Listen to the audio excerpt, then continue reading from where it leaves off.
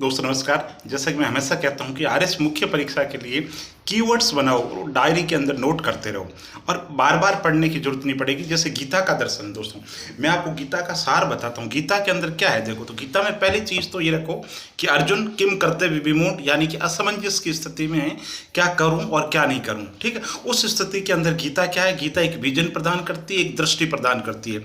दृष्टि प्रदान का भाव क्या है कि निष्काम कर्म से काम करो। निष्काम कर्म का मतलब क्या है कि आप जो प्रकृति है आपकी, सत्व रजस त्रिगुण, यानी कि आपकी जैसी प्रकृति है, आपका जो निर्धारित धर्म है, जो निर्धारित कर्म है, कर्म का मतलब जो आपका स्वधर्म है। अब स्वधर्म क्या है, जिस कार्य के अंदर आप विशेषज्ञ हैं, जिस कार्य में आपको निपुणता है, जिस कार्य को करके आपको संतुष्टि मिलेगी, जिस कार्य विभाजन को करने से समाज के अंदर विशेषज्ञता आएगी, वर्ण व्यवस्था के अनुसार निर्धारित आप अपनी योग्यता के हिसाब से जो कर्म करते हो वो स्वधर्म है। तो निष्काम कर्म में क्या है, निष्काम कर्म के अंदर है कि आप अपने को निमित्त मात्र समझो, आप करने वाले है ही नहीं। अहेतु की भाव से सारे जो कर्म है भगवान श्री कृष्ण के चरणों के अंदर अर्पित कर दो और मन में ये भाव रखो कि मैं तो निमित्त मात्र हूं, है ना। तो निमित्त मात्र मानोगे खुद तो किसी भी चीज से अटैचमेंट नहीं होगी। अटैचमेंट मतलब आसक्ति नहीं होगी, और जब आसक्ति नहीं होगी तो आप क्या करोगे, निर्लिप्त भाव से कर्म करो। निर्लिप्त भाव से जब काम करोगे तो कोई तनाव नहीं रहेगा, कोई चिंता नहीं, कोई उद्विग्न नहीं, कोई बेचैनी नहीं। तो प्रशासन की अगर बात करूं तो भी उसके अंदर क्या होगा, जैसे कि अभी आरएस मुख्य परीक्षा में सवाल था कि गीता का योगदान क्या है। तो गीता का योगदान यह है कि प्रशासन के अंदर बहुत तनाव है, प्रशासन के अंदर बहुत सारी चुनौतियां हैं, प्रशासक तनाव के अंदर रहता है।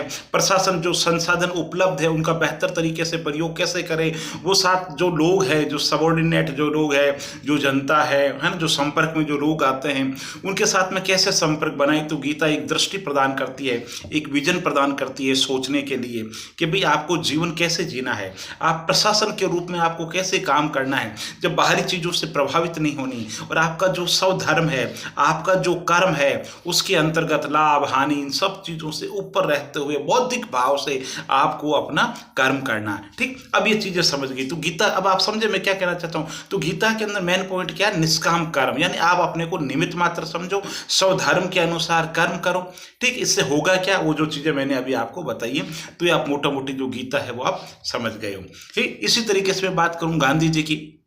तो जैसे गांधी जी है, ठीक, अब गांधी जी का सत्याग्रह है तो दिमाग के अंदर बैठा हो साहब, पहले तो सत्य, सत्य क्या है, यानी कि सत्य के लिए आग्रह, सत्य के लिए जो आग्रह है वो है सत्याग्रह। ठीक, अब गांधी जी क्या मानते थे, गांधी जी ने सबसे पहले कहा था, गांधी जी ने कहा था कि जो ईश्वर है ना वही सत्य है। बाद में गांधी जी ने सोचा कि दुनिया में ऐसे बहुत से लोग हो सकते हैं जो दुनिया को, ईश्वर को माने ही नहीं, यानी कि नास्तिक लोग हैं, तो वो तो सत्य की सत्ता को स्वीकार ही नहीं करेंगे, ईश्वर की सत्ता को स्वीकार नहीं करेंगे, जबकि सत्य की सत्ता को कोई चुनौती नहीं दे सकता। आज फिर गांधी जी ने कहा कि जो सत्य है वही ईश्वर है।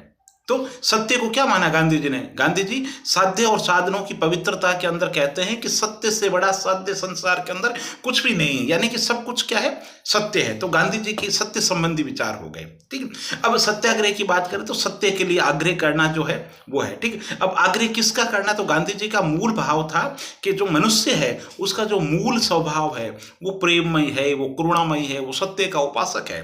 तो फिर हिंसा है, झूठ क्या है, वो उसका आगंतुक गुण है, वो उसके अंदर नहीं है, वो उसका मूल स्वभाव नहीं है। इसलिए गांधी जी कहते थे कि अंग्रेज न्यायप्रिय है। ठीक है, उन्हें विश्वास में लेकर के उनका हृदय परिवर्तन करके हम देश को आजाद करा सकते हैं। तो गांधी जी का सत्याग्रह था। ठीक, अब सत्याग्रह के लिए असहयोग आंदोलन था, नागरिक अवज्ञा थी, हड़ताल है, हिजरत है, उपवास है ना, ये कई तरीके की पद्धतियां थी। तो ये गांधी जी के सत्याग्रह की पद्धतियां थी। ठीक, तो अब फिर सत्याग्रह में होना, सत्याग्रही जो व्यक्ति है वो होना कैसा चाहिए, तो गांधी जी कहते हैं सत्याग्रह का जो व्यक्ति है ना उसको साध्य और साधन की पवित्रता में विश्वास होना चाहिए, उसके मन में जो सामने जो पक्ष है, आपका जो विरोधी पक्ष है, उसके प्रति प्रेम और करुणा का भाव होना चाहिए। ठीक है, और उसे जीवन के अंदर धैर्य होना चाहिए। हो सकता है आप सत्य के लिए संघर्ष कर रहे हो और आपको पराजय मिले तो उस समय आपको धैर्य रखना है कि नहीं, समय लग सकता है लेकिन सत्य अंतिम रूप से है ना, क्या होता है, सत्य अंतिम रूप से जीतता ही है। सत्य परेशान हो सकता है पर सत्य कभी भी पराजित नहीं होता। तो इस तरीके के भाव के साथ में आपने दिमाग में बैठा ले